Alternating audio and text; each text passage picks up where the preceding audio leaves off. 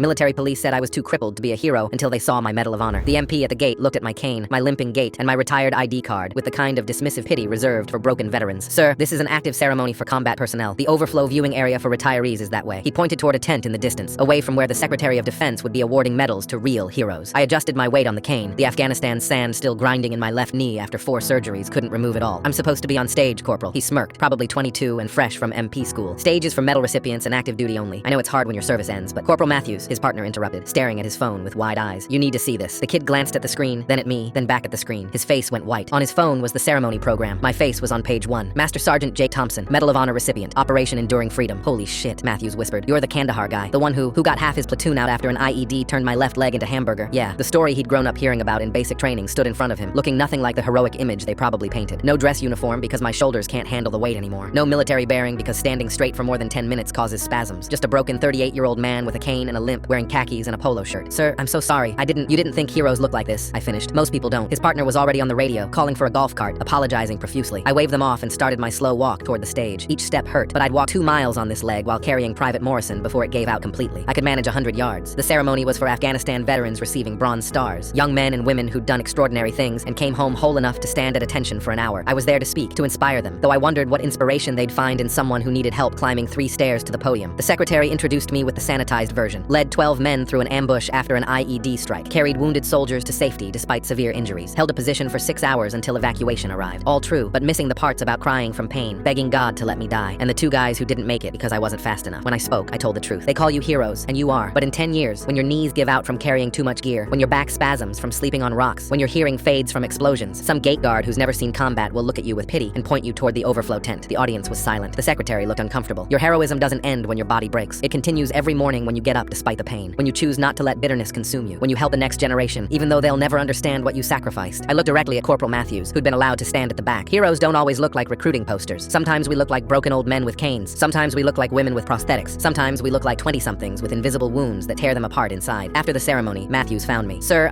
you're going to see a lot of us, Corporal, coming back from wherever we've been sent, looking nothing like we did when we left. Your job at that gate isn't to judge who's a hero. It's to remember that everyone who comes through served, and their stories might surprise you. He saluted, which I couldn't properly return with the cane. I gave him a nod instead. As I was leaving, a young specialist with a Bronze Star stopped me. Sir, can I ask you something? Shoot, does it get easier? The pain? No, but you get stronger. Not physically, that ship has sailed, but mentally. You learn that being a hero isn't about what you did. It's about continuing to serve even when your body can't. She helped me to my car without my asking, understanding that sometimes heroes need help, and that's okay. The Medal of Honor in my desk drawer doesn't make me bulletproof or pain-free. It just reminds me that for 6 hours in Kandahar, I was exactly who my men needed me to be. Now I speak at ceremonies, advocate for veteran healthcare, and try to ensure no broken soldier gets turned away from their own celebration because they don't look heroic enough anymore.